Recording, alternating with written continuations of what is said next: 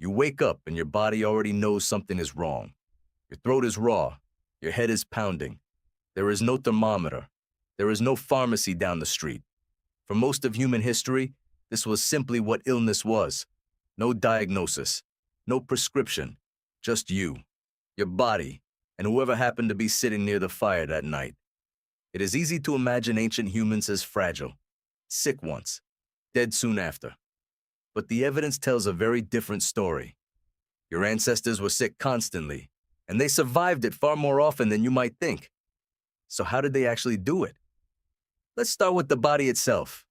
Skeletons carry memories. Bone doesn't lie, and it doesn't forget.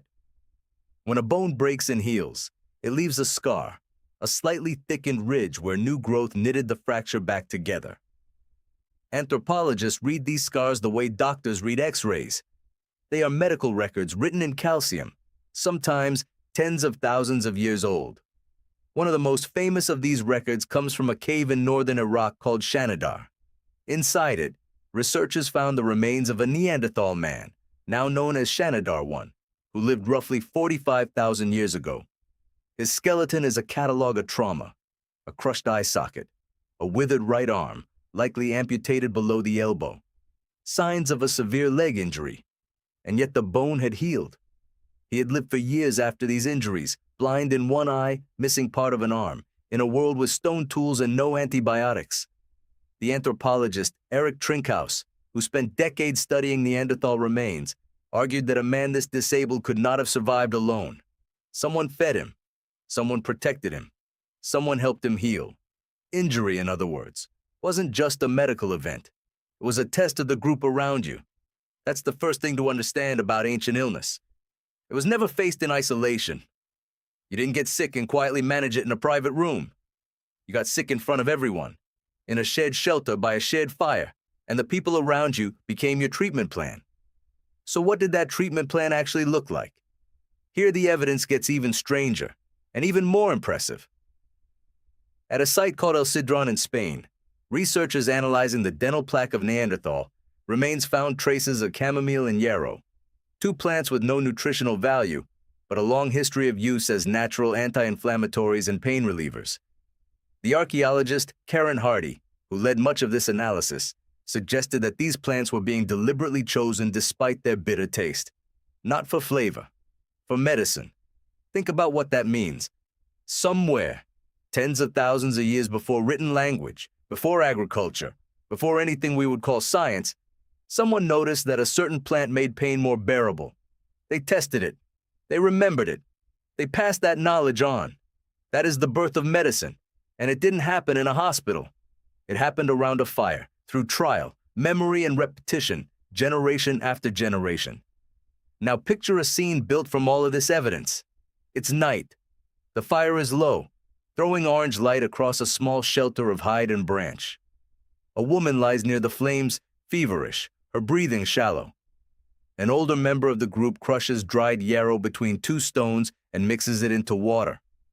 Someone else keeps the fire fed, because heat matters when a body is fighting something invisible.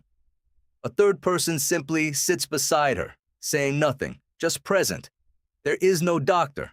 There doesn't need to be one. The group itself is the medicine. This is where the counterintuitive twist comes in, and it's a big one.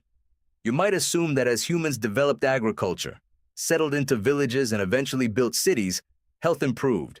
More food, more shelter, more people to help.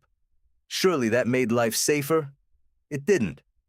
Skeletal studies comparing hunter-gatherer remains to early farming populations show the opposite. When humans settled down and began relying on a small number of crops, disease actually increased. Settled populations lived closer to livestock, closer to their own waste, and closer to each other, which meant infections spread faster and more efficiently. Diets narrowed, and with them, nutrition dropped. Some of the earliest farming skeletons show more evidence of malnutrition and infectious disease than the hunter-gatherers who came before them. Agriculture, in a real sense, was a trap. It offered more food, but it often meant worse health. Village life gave you community, but it also gave you your neighbor's cough.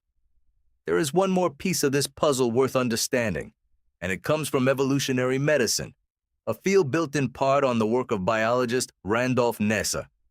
Nesse argued that many of the symptoms we associate with being sick, fever, fatigue, loss of appetite, aren't malfunctions. They're strategies. A fever raises your body's internal temperature because many pathogens struggle to survive in heat. Fatigue forces you to rest, conserving energy your immune system needs to fight back. Even the urge to isolate yourself when you feel terrible may be an ancient instinct, reducing the chance you'll infect the people you rely on to survive.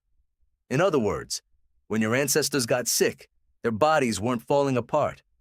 Their bodies were running an ancient, finely tuned defense program, one shaped by millions of years of trial and error, long before anyone understood what a virus even was.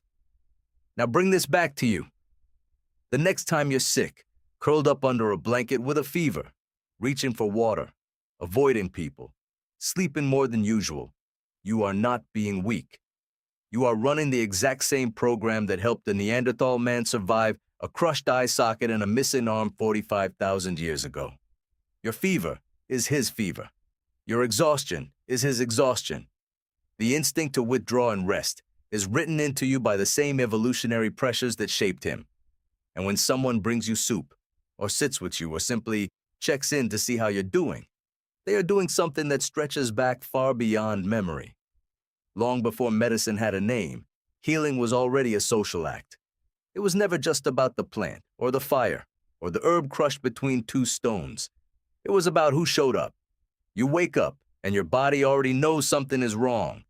But for the first time, maybe you understand exactly why.